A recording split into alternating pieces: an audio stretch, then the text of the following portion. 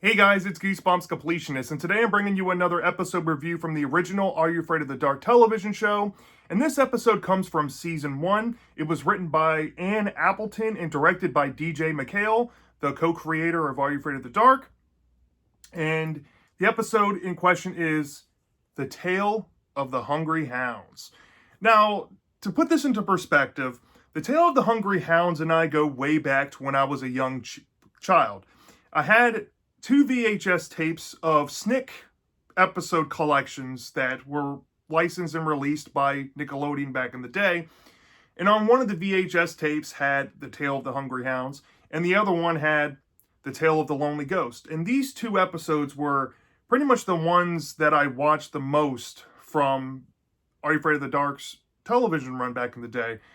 I did catch reruns and pretty much all of the revival seasons in 1999 and 2000. But when it came to the older ones, sometimes I remember watching like The Tale of the Ghastly Grinner or The Tale of the Dead Man's Float on reruns. But my memories are very vague and very foggy. But I do have a lot of connection to this episode. And what struck me over the years, when I came back into kids horror and made this channel and started collecting, I was doing some research and I noticed that DJ McHale himself said that this is one of the weakest Are You Afraid of the Dark episodes. And I was like, you know what, let me rewatch it. And I have to say, it's a really bad episode. I mean, this is one of the worst things I think I've seen come from kids horror. Maybe not in the traditional sense. It's not like the common type of bad that you hear when you throw that verbiage out in like Goosebumps or other IPs. But this one's bad just based off crappy execution and really poor writing. And yeah, this is not a good episode whatsoever. Would I recommend you go watch this episode? No. If you're watching it in like series order, season 1, you're going to have a couple of speed bumps before you get to like the heart of the show, which I think really starts in like season 3, season 4 range. So yeah, if you go in like that order, you might be struggling. But if you want to pick around, pick this one out of morbid curiosity after you've watched a good handful of the episodes. You don't need to go into this. If you have a lot of nostalgia for it, that's fine too. I understand. But, I just want to go into this with a high recommendation to anyone, if I'm being honest. With that being said, though, let's go into the plot overview without giving too much away. So since this is a season 1 episode, I think this is the first one I'm reviewing on the channel. Season 1 and season 2 did the show a little bit differently, and you'll notice this when you go to watch these episodes, in that the Midnight Society sets up the stories like usual, and it's pretty much per case here, but there's narration that begins the story, and there's also cutaways to the Midnight Society in the middle of the stories that they're telling to kind of make bridge points between what the group is hearing and what the story is displaying on screen. And that might throw you off, especially if you're not used to that, so just be warned. But like I said, the story starts off with a narrator. When it's their turn to say the story, they go in and they tell their story. And this one time, I think this opening was pretty good because they brought in, the girl who's telling the story brought in a hound dog to kind of segue into the story, which is The Tale of the Hungry Hounds.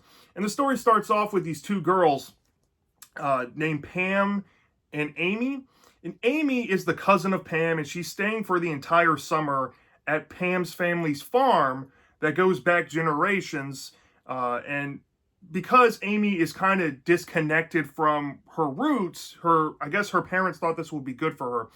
So it's raining outside one day, and Pam and Amy are going through Pam's family's attic, going through some old heirlooms like their grandfather's tuxedo and the grandmother's wedding dress that they wore to their weddings. And they're messing around and just, just talking to each other, and you get the sense that they're kind of polar opposites. Pam is like a farm girl, and Amy's a suburb city girl type. And while they're going through this old stuff, they come across this chest with the name, I think her name is Dora or something like that, written on the chest. And they see like a hole that maybe rats had like chewed a hole in. And they're curious how to open it, but there's like a lock combination and they can't seem to figure out, how to get it open. So Pam's mom ends up calling them downstairs, and they have to come back to this at a later point. The next point of the story, it cuts to Pam and Amy are out, I guess, in this open area where the farm's at, and they have a horse on the farm. And Pam is kind of letting it all out to Amy how she really wants to learn how to horseback ride, but her mom is a big stickler on it and doesn't want her to ride for some reason. And when she thinks about jumping the fence and just going for it on Amy's request, Pam's mom comes out of nowhere and stops them. And Pam's mom scolds the two girls and tells them about, you don't want what happened to Aunt Dora to happen to you. So the girls kind of follow that in the back of their minds. And the next thing we see is them playing with the Ouija board that said that they grabbed from the attic. And Pam is trying to communicate with the Ouija board to her Aunt Dora to kind of figure out, what happened to her. And maybe if she realizes what happened, she can kind of convince her mom and, persuade her to let her take horseback riding lessons. And the two girls sit down and play with the Ouija board, and there's a sign that says, "Let me out," coming through the board. And Amy's kind of disgruntled about that, and she's like, well, this is weird. Maybe we shouldn't be messing around with this. And Pam keeps pushing forward, and there's numbers that appear to be maybe the combination to the chest up in the attic. So the two girls then go up to the attic to maybe see if these numbers will open it and see what's inside. And sure enough, it does. And Pam is immediately stricken with a horseback riding top that I guess went to a jockey that might have belonged to her Aunt Dora. And she thinks it's the most beautiful thing ever. And she's kind of in a trance while all this is going on. And she puts it on. And once she puts it on, she's like, has her hair up in a ponytail. It's automatically like, her hair is all the way down. And she looks in the mirror, and you can tell that she's kind of like become a different person. So it's implied that Aunt Dora might have possessed Pam. And this is where the story just goes from here. There's a window in the attic, and Amy is trying to call to Pam saying, hey, what are you doing? Like, why are you acting like this? And this attic window just randomly opens, and Pam, presumably, possessed by Dory, just starts walking out, and Amy's following her, and this random, like, gilded staircase that leads up to this window of the attic pretty much allows them to walk from the attic down to, the ground down below. And for the rest of for a good portion of the episode, Amy is, trying to talk some sense into Pam, but Pam reveals that she's not Pam, she's Dora. And Amy's like grilling her, trying to follow her around, trying to convince her to like, turn back, take the jacket off, do whatever. And they end up wandering around the family's farm, which I thought was very atmospheric and very well done. It's kind of spooky. And they end up at this family plot graveyard location on the property. And Pam, who's been possessed by Dora, kneels down in front of Dora's grave and finds a bone and reveals that this bone is probably a gift from this fox that she pretty much kept as a pet. And she goes into this backstory pretty much of how she died and what she's here to, rectify for, being around and not moving on spiritually. She says that there was like a fox hunting, event every year. And the family had picked this red fox to, cage up in their property. And they were going to supply the fox for the fox hunting event. Well, Dora had gotten close to the fox and did not want to see it get hurt. So when it came to the day of the event or close to it, all the hunters were out in the woods, and she went to go feed the fox, but forgot to feed the hungry hounds, who were the hunting dogs. And the dogs got super hungry and riled up, and somehow the fox escaped, and the dogs got all riled up and chased after the fox. And in pursuit of that, Dora hopped on the back of her horse and darted into the woods, but suffered a tragic accident that caused her to lose her life from the fall. And it's not known until this other ghostly figure randomly appears, and it's this old man. He's kind of creepy, and his name is Giles, and he's scolding Dora, who's possessed Pam, about how she didn't feed the hounds and why is she back now in the afterlife trying to feed the hounds that are dead. She should have fed them when they were alive. And he reveals that he died of a heart attack. He was a part of the hunting group, and he suffered the loss of his life at the hands of, I guess, Dora's neglect. So you get this sense that Dora has come back and has been, lurking around as a spirit just to be able to rectify her mistake of not feeding the hounds. So Dora and Amy end up running away from Giles, and they end up finding this farmhouse type of place. And Dora's like, okay, this is where I think the dog food is. We need to open the bag and feed the dogs so everything can get fixed. And Amy's like, no way, no way. Amy seems to think that these dogs did something terrible to some hunters out in the woods, but that's never even explained. But she decides to lock up Pam, who's been possessed by Dora, inside of this barn door room thing, and locks her in there and says, here, I'll figure out what we're going to do from here. And she ends up finding a bag of dog food, and she's like, okay, there might be some merit to this. And she's like trying to tug it around and say, hey, look, well, I'll save the day. But Pam, or I guess I should say Dora, finds a way out of the door. And while Amy's dragging the bag of dog food, it spills open, and Ghost Dora summons the ghost dogs to come finally eat their food. And where this goes from here is really silly. There's a slow-mo of these hound dogs running in over the food. They don't even come to the food. They run straight for Amy. She goes and jumps on a stack of hay bales to hide from them. And the dogs are barking. And then all of a sudden, there's a fox. And I'm guessing it's supposed to be the spirit of a fox that comes out of a corner of the barn and darts out, and the dogs chase after the fox instead. And this panics Dora, and she ends up leaving to go chase after the fox. And Amy's following close behind, and when she walks out, Ghost Dora, that's possessed Pam, is now on a white horse that's not even the same horse from the farm, and she rides off into the woods, never to be seen again. And Amy's like, I gotta find a way to fix this. I gotta find a way to get some help. So she decides to go back into the house to maybe grab Pam's mom to see what is going on. And when she walks up the staircase and arrives back in the attic, it turns from night back to daytime again. And Pam is all of a sudden still in the attic room, still wearing the jacket and everything. And the story ends kind of weird because there's some like clickbait stuff trying to make you think that maybe Pam was taken over by Dora. And there's some confusion in words, and the story kind of abruptly ends.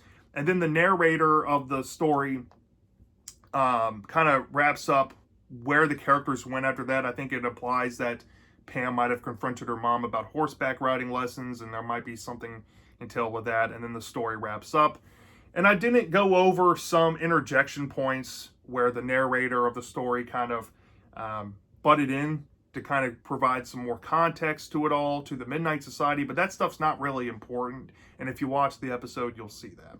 So that in a nutshell is what you're going to expect out of the Tale of the Hungry Hounds, story-wise. If I'm being honest, y'all, this story was really whack. There was so much irritating stuff going on. I don't have much positives, but I guess I'll start here because I don't want to get into beating up this thing too bad. I guess for the original music that's featured in this episode, Are You Afraid of the Dark, especially in the earlier seasons, was known to like try to provide some unique music to each episode. Most famously was done in like Pinball Wizard with like video game music and stuff. The music here was kind of sad and somber, and I really dug that. I really liked the setting to this episode too, and I liked how the story at least tried to explore setting. It's not just stuck in a house like Tale of the Chameleons for the whole episode. They go from an attic to the farmland. They go onto a picnic bench on the farmland, and they go exploring at night. They see a graveyard, they see a creek, a bunch of different areas. You felt like you got a sense of how big this place was, and I thought it was very spooky, and I think the atmosphere had me in this episode more so than the story or the characters. And I guess my last small positive with it, because the atmosphere, like I said, is probably the biggest one I can give it, and the original music was nice. I do like the character dynamics between Pam and Amy. I do like to see that farm girl meets country folk, and I kind of like this aspect of Amy's character, that she wants to connect with her roots a little bit, even though she's uncomfortable and kind of out of place. I like that potential, right? I think that's a good setup for these characters. And where the story ended up with them, I guess, was kind of milquetoast in the most bland way possible. But not the worst thing ever, I guess, when it comes to their character relationships. So that's kind of savable. But everything else, I think, is a big old L. It's just, oh my Lord. I think the one of the first things I noticed is that Amy's actress cannot act. She's pretty bad. And I think this is a trend with early Are You Afraid of the Dark seasons. You just have terrible child actors going on. And I think these kids are like, what, 15 or 16? Because Are You Afraid of the Dark was not like Goosebumps and settled on middle grade age from like 10 to 13 years old. These kids are like in high school. And Pam's actress wasn't that bad. But Amy was just, she weighed it down. Let's just say that. And I'll leave it there. I guess the second big negative I have is how dilapidated the story really is. I mean, you have a good, decent setup. You know, you have Amy trying to connect with her roots, living at Pam's, farmhouse for the summer. And the two are getting, involved and learning about each other. And Pam wants to take horseback riding lessons, but her mom won't let her because of a tragedy about her Aunt Dora. And Pam decides to, try to communicate with spirits to get some truth out of Dora to help convince her mom.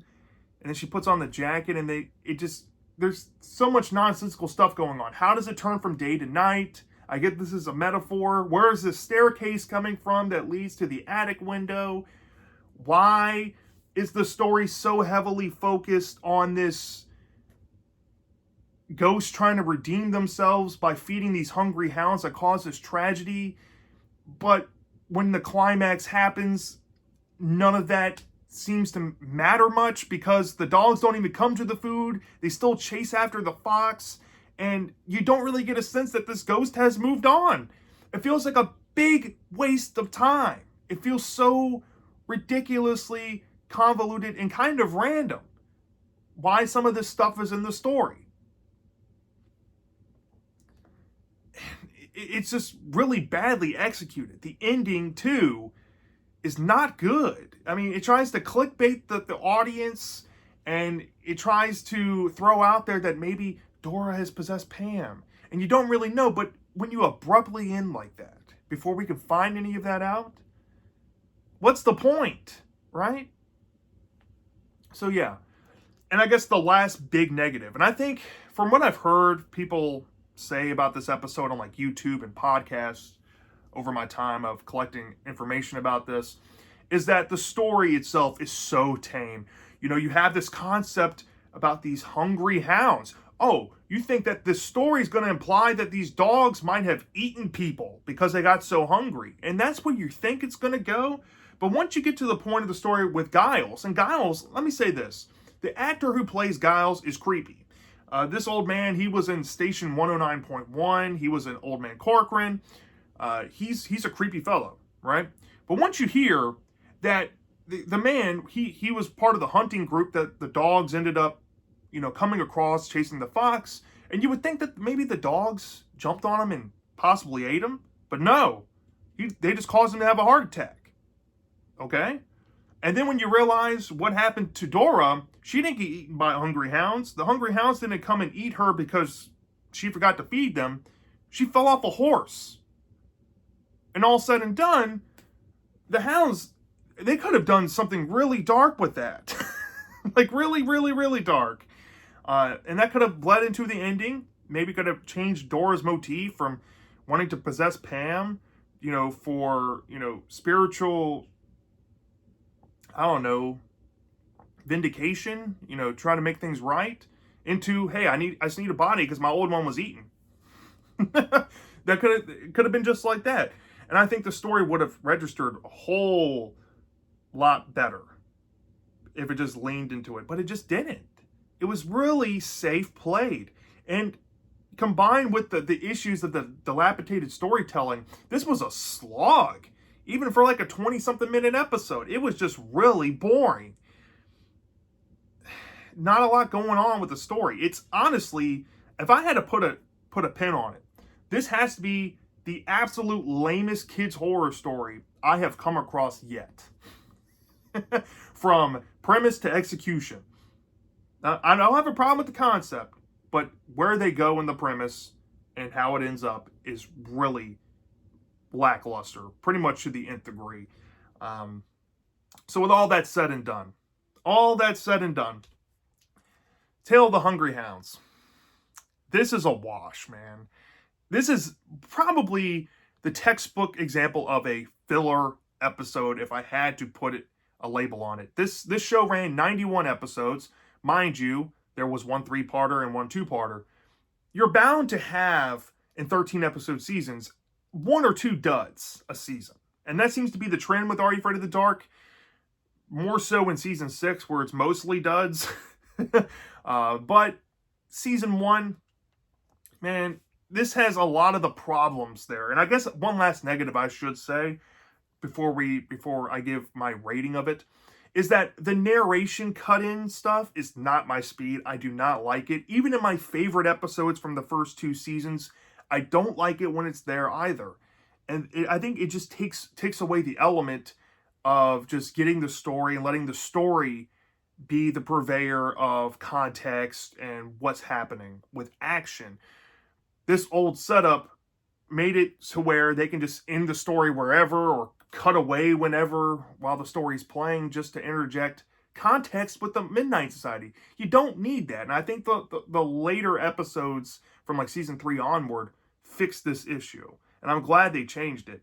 It's a big eyesore kind of thing that sticks out to me as well. So add that to the list of things that I just don't like about this. So with all that put together, from a 0 to 5-star basis, this is not, like I said, this is not bad in the traditional sense. I said this in the beginning of the video, but it is pretty terrible. I mean, you haven't seen anything in here that you haven't seen before. And even by this show standards, there's so many Ghost of the Week type episodes. This is easily the most forgettable one, probably the poorest executed one. And there's not a lot to commend about it. Right? I think, the saving grace to it could be the character. The character relationships are fine at best. The music is good. The atmosphere is great. But everything else is a fart. Wet fart in the toilet bowl. It's just, honestly, I'd probably give this an F somewhere. But it's not like a 1.5 or like a flat 1, which I rarely give. I'd probably give this like a 2 out of 5 stars. This is like pretty terrible, but on the upper echelon of that. It could be just a D- in some other reality if this episode was just more entertaining than it was. And if it was entertaining at the very least, I'd be way more forgiving on it, and I probably would bump it up to a D somewhere. But it's just not even entertaining. It's just very, very bland, very basic. And the poor execution just really sinks it to this level. So, yeah, gets an F for me. Do not recommend this episode. But if you want to try it, you might like it more than I did. You might get a kick out of some horse references or whatever. But, yeah, big waste of time. So, that's my thoughts on the Tale of the Hungry Hounds. Let me know down in the comment section if you've watched this episode before. Do you love this? Do you hate this? I'm dying to know. And I'll see you next time.